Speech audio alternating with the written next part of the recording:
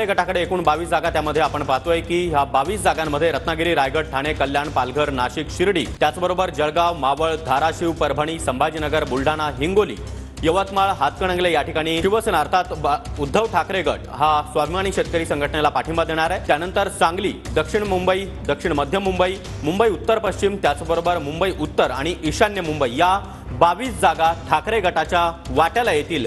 तर शरद पवार गटाच्या वाट्याला ज्या 10 जागा आलेल्या आहेत त्यामध्ये आपण पाहतोय की प्रमुख म्हणजे बारामती, त्यानंतर शिरूर, बीड, दिंडोरी, 5वी जागा आहे रावेर, त्यानंतर अहमदनगर, माढा, सातारा, वर्धा आणि भिवंडी। तर काँग्रेसच्या वाट्याला ज्या 16 जागा गेलेल्या आहेत त्यामध्ये कोणकोणत्या मतदारसंघांचा समावेश आहे ते देखील आपण पाहतोय। यामध्ये प्रामुख्याने नागपूर, भंडारा, गोंदिया, चंद्रपूर, गडचिरोली, त्यानंतर रामटेक, अमरावती, अकोला, मराठवाड्यामध्ये लातूर, नांदेड, जालना, त्यानंतर धुळे, नंदुरबार, पुणे, सोलापूर, कोल्हापूर आणि उत्तर मध्य मुंबई या जागांचा समावेश आहे।